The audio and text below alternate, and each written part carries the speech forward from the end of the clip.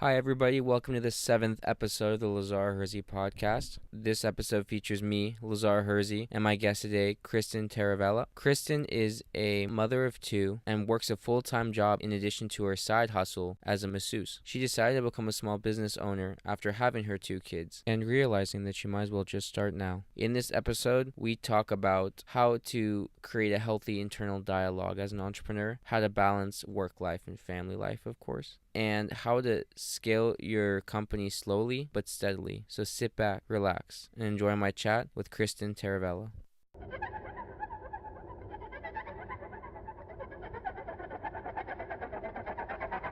Welcome to the Lazare podcast, a place where I talk to exceptional individuals who have found their flow. In this first season, I attempt to capture the mental processes of entrepreneurs and explain how they started movements that make them tap dance to work each day. This podcast is for students, entrepreneurs, and anybody in between the two.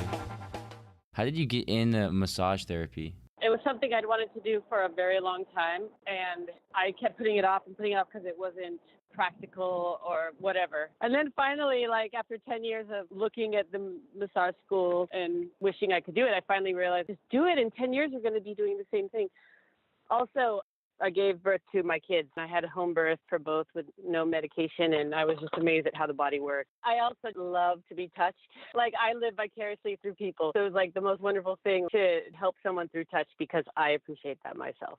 Is there a particular money spot that you find to just kind of work on in a pinch? Definitely levator scapula. That's on almost everyone, usually a problem area. Another one is piriformis. That's in the middle of the butt cheek. Right in the middle, it goes from the sacrum to the hip. Sciatic nerve runs through it or under it, depending on the person. So lots of opportunity for dysfunction there. And then actually gluteus medius is a little bit higher from that in the hip. On a lot of people, that one's a doozy. What was your job before you decided to start your own thing? It started out really just more like something I wanted to do.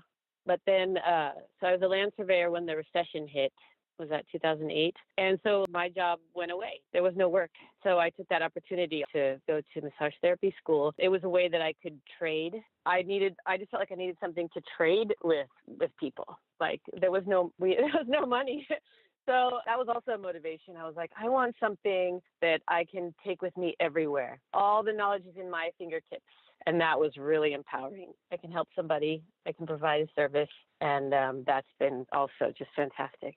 And so are you massaging full-time, or is it a side hustle at this point? It's a side hustle with the goal of making it full-time. So I work 40 hours a week in an office job that's very secure, and I'm really happy to have it. But I love doing body work so much that I feel energized doing it. So I work at my day job, and then I rented an office nearby. And I was like, let's just see if this works. First, I started doing actually home visits, and I'd see clients after work at their home.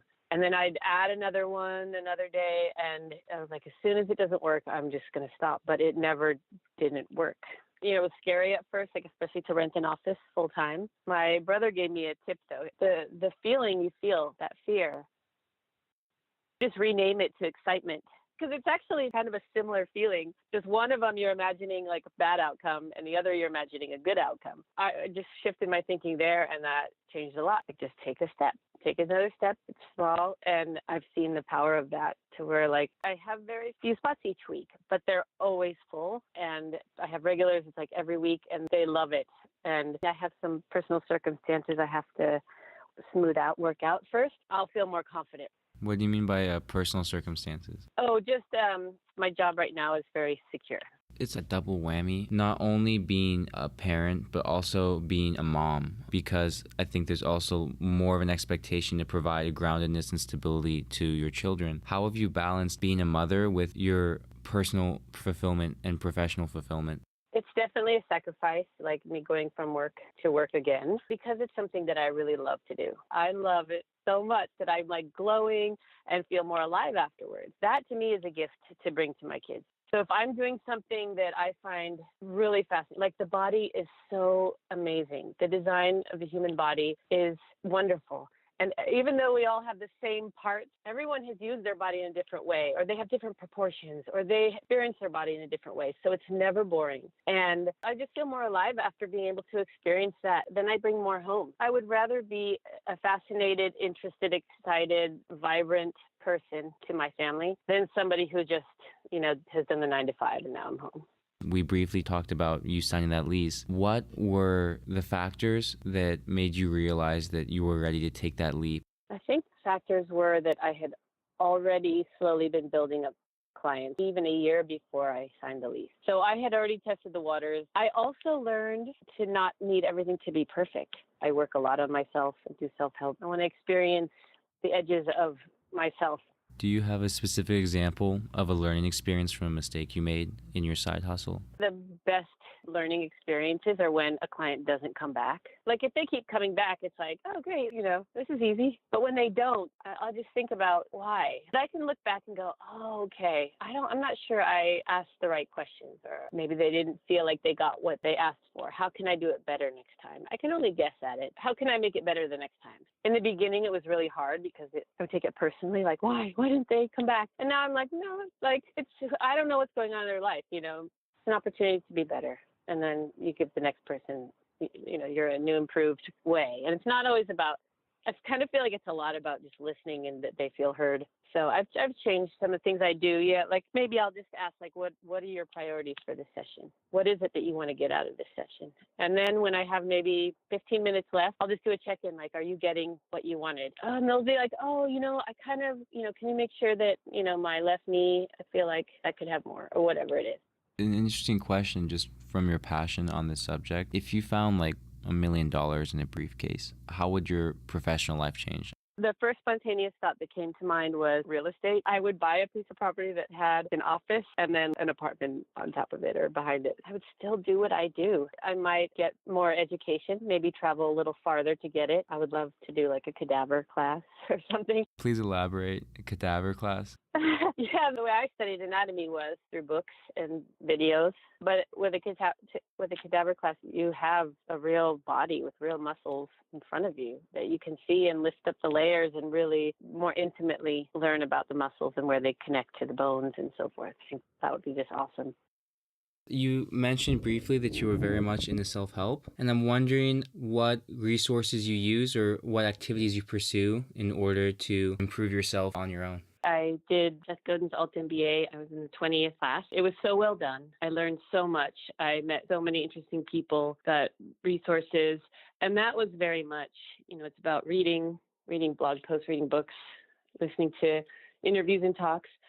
But where I get the most benefit is the actual inductive learning when you're doing the thing. So through, doing exercises, or a lot of the assignments that we did ended up, they would maybe begin about a business idea, project, or so forth. But because you're bringing your unique self to the thing and all of your strengths and weaknesses. And so it was really interesting to be working on something that is focused on business, but you end up just learning more about yourself. Was there a particular exercise from the course that you remember especially fondly or that was especially transformative? The first one that came to mind was one about empathy. And the examples were like, take the other side of an issue, or like take the side of the customer who does not buy your product and defend why they should have gone with your competition, for example.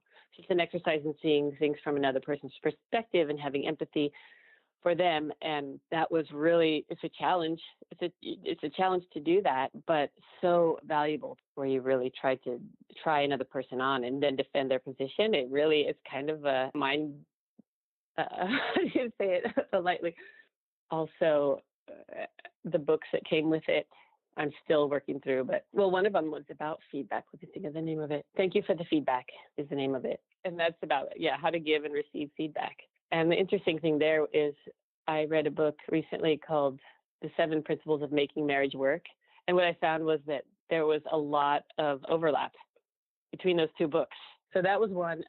Another one that stood out was called A Beautiful Constraint and How to Make Your Limitations Work for You. That one was spectacular. Another book was called The Art of Possibility. And that one was also really beautiful. The same kind of thing. Looking for possibilities, but also how to deal with failure instead of just being attached to one outcome, to just be open to learning. And one of the things I took from that book was just to say, like, how fascinating when something goes wrong. Oh, another thing that I've done for like self-improvement is to build up my persistence and to stick to, like, when I make a promise to myself or when I say I'm going to do something, to do it.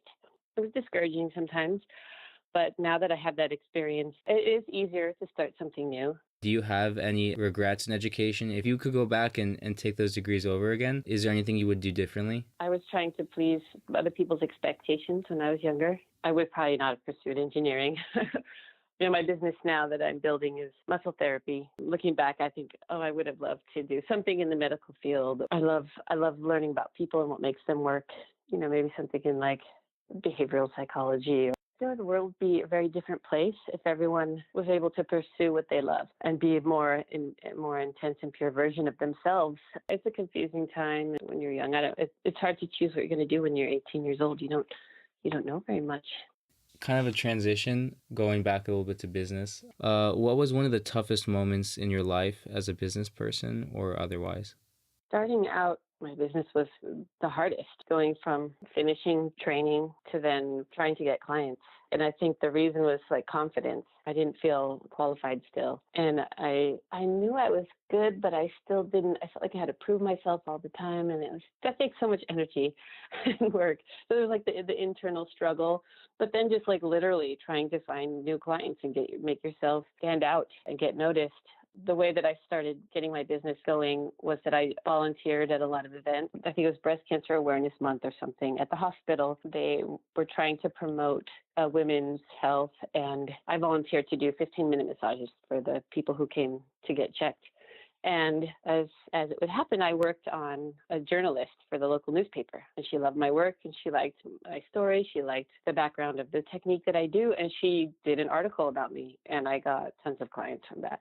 So I wouldn't have had that opportunity had I just sort of stayed home or sat in my office. I had an office with a chiropractor. I did not get clients from him. I got them from just going out there and sort of generating my own stuff. Basically, you can either sit still or you can try something. And so I was like, I'm just going to try something and maybe this will work. Okay, that didn't. Try something else, but just try to keep moving.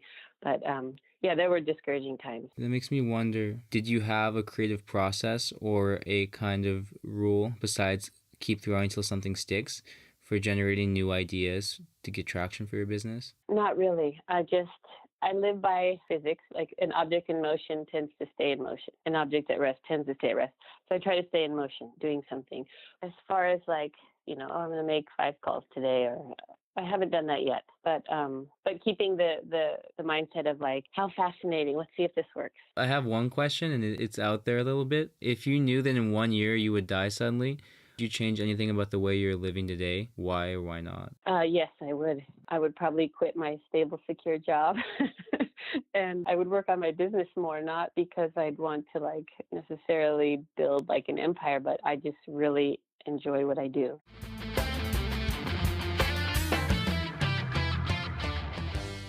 There you have it. Thank you so much for listening to my podcast this week. If you go to lazarespodcast.com, you can find show notes. In case you're having trouble typing it in, you can also Google the Lazare Hersey podcast, and it should pop right up.